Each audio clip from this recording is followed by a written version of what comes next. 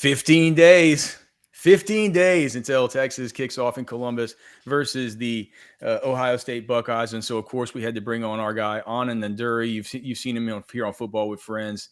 I mean, probably our most repeat visitor ever, considering all the Ohio State shenanigans that have happened over the course of the last season or two. And Anand, so good to have you on, brother. Before we talk about Ohio State and Texas in this matchup, we got to thank our great sponsors, the Man Eye Institute. See life better at the Man Eye Institute. Give them a call today, 1-844-WOW-2020. Whether whether you're looking into LASIK, they have the next level LASIK there that's only available in 2 spots in the whole country. We're so lucky to have all the locations here in Central Texas, but it's not just that. It's for all your vision needs, whether it's cataracts, whether it is you need to something's going on with your vision. The Man Eye Institute is where you need to go. See life better at the Man Eye Institute. Give them a phone call, 844-WOW 2020. They are our presenting sponsor. All right, Anand. What do you think? You've been to practices. You've gotten to see the team up close and personal. First, tell us what is the quarterback situation? What's going on with the quarterback situation? Is there a battle? A starter hasn't officially been named yet. What do you know from behind the scenes? What's up, guys? Alex, Cody, long time no see. It's good to see you guys. Yeah. I'm excited to get back to it. Obviously, 15 days out. But from being at practice, they've been saying it's a QB battle between Julian Sayin, the 5-star kid that transferred from Bama a year plus ago, and Lincoln Keenholz, who is a junior now. I don't see it as much of one. They were both inconsistent for most of the time that I was there. They look young. They look kind of inexperienced, and they're dealing with Ohio State's defense, which most of the time is better than Ohio State's offense, at least the last 2 years. So I think, part of it is the players that they're playing against. Part of it is they've never seen the live bullets before. But I fully believe that at some point in the next week or so, it'll be Julian Sayin that gets the nod, and he'll be Ohio State's quarterback when they got to play all of your dogs, man. Whether it's Colin Simmons coming off the edge, you got to worry about Anthony Hill and what he's doing in the middle, or Michael Taff on that back end. So he's got 3 real tough keys to read, especially, your first start, which and nobody's talking about this from the Texas side, I'm sure, but from the Ohio State side, the Boo Birds will be out. You go 3 and out, 3 straight drives to start that game. So you wonder, is it really to your advantage to have that game at home? Better start fast. Well, wait. Can I just, Cody? I'm sorry. I know that we should be trading off questions, but just as a follow up, do you think that there's any way that is there that it doesn't go into the thought of who starts versus Ohio State to try and protect Julian Sayin from that, does it? I don't think so. I think at some point he's going to have to deal with that. You're going to have to diagnose at that level, no matter who you are. Obviously, we saw Sark a couple years ago do the same thing with Ewers, where he was trying to protect him a little bit from, the crazy coverages that he would see against Georgia. But at some point, your feet are going to get thrown in that fire. And so I think their perspective is, at the very end, we're going to need the ceiling that Julian Sayin offers us that Lincoln Keenholz simply doesn't. And so I think their thought process is he's a little bit ahead right now. He might not have the consistent floor that Lincoln offers. But Julian Sayin is probably going to be the guy that they ask to go out there against Texas. And it may look rough, but they got to roll with what they've got. And I think at the end of the season, December and January, that's going to be the guy that they'd want out there. So kind of makes sense to roll him out there from the jump. One thing I will say is I don't know if it'll be as rough as it was. I remember a year ago, doing all the deep stuff on Michigan, and it was like, is it going to be Alex Orji or Davis Warren or Jaden Davis? I don't think that Ohio State's got that problem. No. My question, Anand, is about this running back room, because obviously Ohio State just lost 2,000-yard rushers in Quinshon Judkins and Travion Henderson. I've heard some buzz about the two backs right now in James Peoples and CJ Donaldson, the transfer from West Virginia, as well as this true freshman, Bo Jackson. Can you kind of talk to the Texas people about what James Peoples and CJ Donaldson bring that's a little bit maybe different or similar to Quinshon and Travion? Yeah, Peoples especially. So James Peoples is a little bit of a different running back than either of them.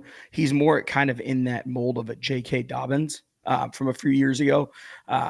But again, he hasn't really gotten his opportunity because he had two monsters in front of him last year. So people are excited. He looks spry. He looks ready to to take care of the load as Ohio State's starting running back. But CJ Donaldson looks great too. I know that there were times where they had considered kind of putting some weight on him and making him more of the power back. They've been kind of messing with the two back and forth as to who they want in on third down for certain packages, short yardage, goal line, third down receiving back, all of those things. They're both capable of doing all of it, but I think much like Texas's guys, I think they each have their own kind of little special niche.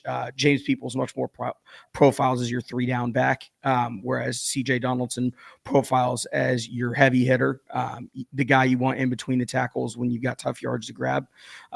But Bo Jackson is the talk of the town in terms of running backs, as he should be. I don't know how much run he's going to get this year. They're not afraid to put freshmen back there. They've never been afraid to put true freshmen back there.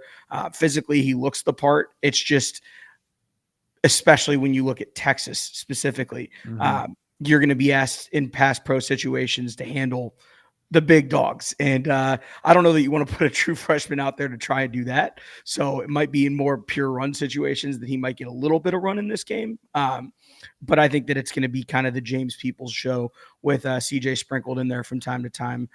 Not unlike we had last year with Travion and Quinshawn, but I don't know that they're going to lean as heavy on the run game and kind of make both guys get 15, 20 touches a game. One follow-up on this. I saw yesterday that Bo Jackson got his black stripe removed. Jeremiah Smith obviously did that in record time, like in March last year. What does that mean? Can you just explain what that means? Because I don't really know. Yeah, so the black stripe thing is basically, if you look at an Ohio State helmet, there's the scarlet stripe that goes down the middle. At practice, there is a piece of black tape that goes over your stripe. Whether you're a transfer or whether you're a freshman, when you come onto the team and when you practice, you don't earn your helmet stripe, so to speak, until you've officially made the team. And so that black stripe ceremony is kind of your official welcome to the Ohio State Buckeyes. You are now a full member of the squad and not just the freshman we picked up or the transfer or the guy that we like to go to Chipotle with on Thursdays. Are there guys who go through a whole season without getting their black stripes taken off? It's kind of rare. That'd be unfair. It doesn't happen very often, but like when you get it taken off does mean a lot in terms of how they view you and how you might be used in a given year. Obviously, Jeremiah is a once in a lifetime kind of situation. So I don't think we're going to see another black stripe taken off in March anytime soon. But yeah, it does bode well that it happened, preseason before the first game. So they're very excited about him, and they should be. We're excited about our fantasy football drafts this weekend, and Cody and I, our company Roster Watch, we of course have the magical, mystical, mythical cheat sheets for your fantasy football draft, the 3-step cheat sheets that have been downloaded now over 1 million times since we invented them. That many people couldn't be wrong. It's so easy a toddler could follow these rules. We are constantly keeping up with the average draft positions. We're making sure that you make the best picks, no matter the type of league, the format, the number of players in your league. If you're going into your draft, you're not prepared, don't freak out. Go to rosterwatch.com, get the ultimate draft cheat sheet. It's like having me and Cody right there with you for every single pick. No more panicking, no more losing, no more of any of this stuff. Go to rosterwatch.com, scan the QR code, get a pro membership for your fantasy drafts this weekend, or if you have one coming up, just go now. Just go get it done so you don't forget later. All right. Anand, I need to ask you about one thing that the Texas fan base is kind of thinking right now, and they're trying to justify in their mind about why it shouldn't be a worry. Look, Texas and Ohio State, you're going to lose. This part of the deal. You're going to lose players to the NFL every single year, right? The expectation is the players that are coming up behind them are players that are recruited. They're 4- and 5-star guys. They're great players that have been recruited to these great programs, right?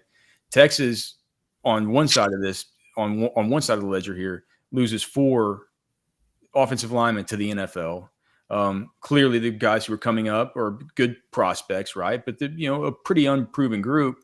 What Texas fans are saying is like, well, at least it comes versus an Ohio State team that loses Tyleik Williams and loses JTT and Jack Sawyer and Ty Hamilton and Cody Simon and some of these really important front 7 guys that they were familiar with from the matchups last season, right? Do you what is your take on the front seven with the new personnel? Do Ohio State fans view it as depleted? Do they view it as a possible, a question mark coming into the season? Or are there dudes that we need to know about that everybody around there saying, "Oh, dude, this is actually a super stud that we're excited to kind of see coming in"? Yeah, the concern for Ohio State has been defensive line. Whether it was recruiting or whether it's depth, that's kind of been the question mark on this roster for a little while now, right? You had the four that you mentioned: Hamilton, JTT, Sawyer, Tyleik Williams, and you look at those four and how great they were, and they had been for the years prior to. You're replacing a lot of production. And it's going to be Caden Curry. It's going to be Kenyatta Jackson. Kenyatta Jackson's one that I would definitely circle. He's absolute freak specimen. And then the D tackles are really the question mark. It's going to be Edric Houston, I think, at some point, who is another just absolute demon. The guys that are on that D line, you look at him. CJ Hicks played linebacker at Ohio State for a long time. They finally dropped him to edge. But you look at these guys and they look like NFL bodies. They haven't been hit like that. They've been hit like that in practice, but they haven't been hit like that by, Texas's O linemen, or, none of them have tried to run down Quintravian Wisner. Nobody's, trying to sack Arch Manning as he's running around back there. So it is kind of also a trial by fire for them. One thing that Texas has going for it, is they get to see every combination of their O-line and put who they think their best five are out there. And Ohio State's obviously going to rotate guys in both at edge and defensive tackle, trying to figure out who their best four are in game situations. But I think that they're going to be aided by the linebackers, and Arvell Reese, who is kind of the, to use the term the young kids love, crash out on the team. He's the guy that is probably going to go over the line once or twice this year and get ejected from a game. And then Sonny Styles, who I've always thought should probably be an edge rusher. He looks like an edge rusher. He, rushes the passer like an edge rusher, but for some reason we keep playing him at linebacker. So the front seven will be very good. It's just a matter of, I don't think that they're going to be dominant immediately in the way that last year's team was. And I think that they're going to rely on the linebackers a little bit more early to help the defensive tackles out in, gap integrity in the run game and fit in the right spots. But I do think that over time, they'll be a really good unit. It's just, I think that concern is overblown for week one. Just because, they're as green as Texas's O-line is. Speaking of O-line and D-line, on the Ohio State side, I was reading some stuff this last weekend about movement of players. Austin Searveld now working exclusively at left tackle. They also got the transfer from Rice, Ethan Aniwa, and the transfer from Minnesota, Philip Daniels, who are kind of moving around the right transfer from Rice up there at Ohio State. People on the Orange Boys were not happy about the transfer from Rice being at Ohio State. He must have been a heck of a player. And they're like, wait. We just lost a tackle and we didn't go get this Rice kid. That was kind of the thought right away. But nonetheless, I remember, I guess what it was now, 8 months ago, 7 months ago, whatever it was, before the national semifinal, when we talked, we brought up, the offensive line for Ohio State that was going through injuries. Obviously, Donovan Jackson was there, but it was like, Teshabola. Yeah, and there was a couple other guys that, like you said, you were like, I don't feel the best about these dudes. When you look at the, obviously a couple of transfers in, Searveld, he played a little bit in the playoffs last year, but wasn't a mainstay of the five guys.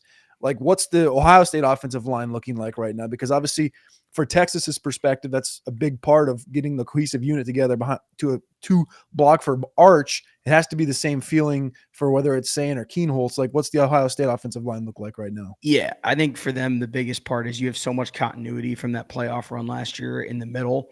So guard, center, guard are basically, plug and play from guys that played a lot together last year.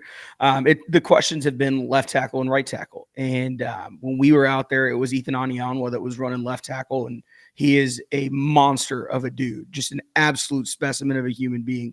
I think he's listed at like 6'8", 365, something like that. And they dropped a lot of weight on him. I think he's closer to 335 now. Damn. But, Austin Sierraveld has slid into left tackle from everything that I was told and from people that have been at practice. So yes, you're right about that. I think they will start Austin at left tackle. Right tackle has been interesting because now that it's not Ethan playing left tackle, Phillip Daniels is probably going to be the starting right tackle. It's kind of trended that way, and we'll see how it goes. But for Ohio State, the biggest problem that they've had on offensive line, especially depth-wise, is they may have felt good about 7 guys that they've got. And, everybody's being developed. Obviously, you don't see a whole lot of 18, 19-year-olds that are ready to play, guard or tackle at the, upper P5 level. And so they're developing these guys and they feel good about them. But this year, I think legitimately across the board, there's a 2 deep that they feel good about. So there is a replacement for a center. There is a replacement for a guard. There is a replacement for either tackle side this year in a way that they hadn't before, where they kind of had hybrid guys that they kind of had to make do. But yeah, I don't think that there is a Donovan Jackson this year, unsung hero of last year's championship team. But I think Austin playing left tackle and kind of holding that spot down makes everyone feel a little bit easier about, potential O-line problems. I don't think there will be any, but potential O-line problems. So, if I'm Texas, there are 2 guys playing tackle that haven't played a lot of tackle. Whether it's Daniels at Minnesota, there's only so much tackle at Minnesota that can prepare you for what you're going to see against Texas, because Colin Simmons is a different cat. But I think that they're going to go after both of them, and they should, and just kind of see, what they think that they can attack. Because I think as a unit, the O-line 5 strong will be pretty good. But no matter who you are, Texas has good enough athletes that there will be a matchup or 2 that they can exploit, and I fully expect them to do it.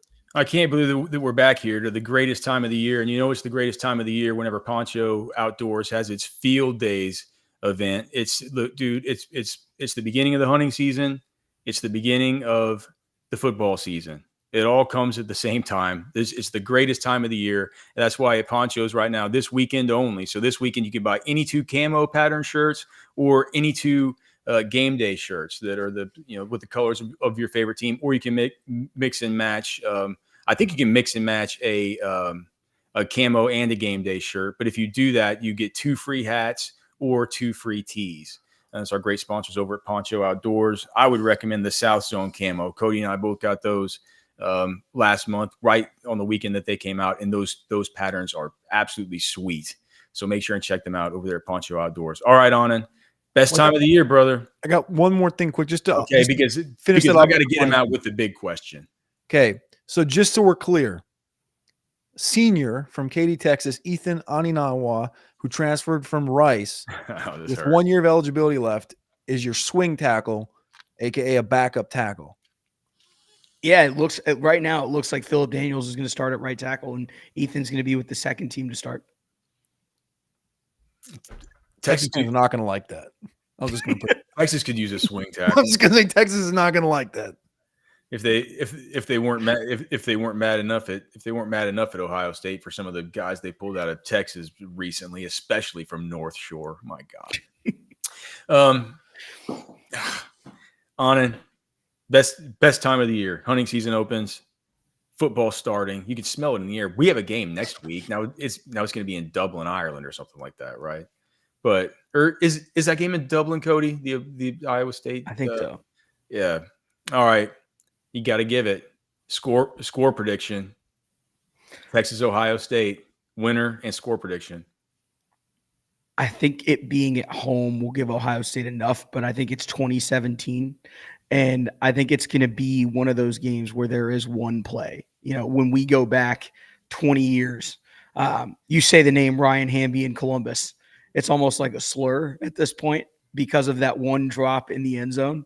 I think it's going to be one of those games where we're going to remember a 60-minute dog fight and somebody at the end makes one more play. Let's just hope it's not of the Jack Sawyer variety.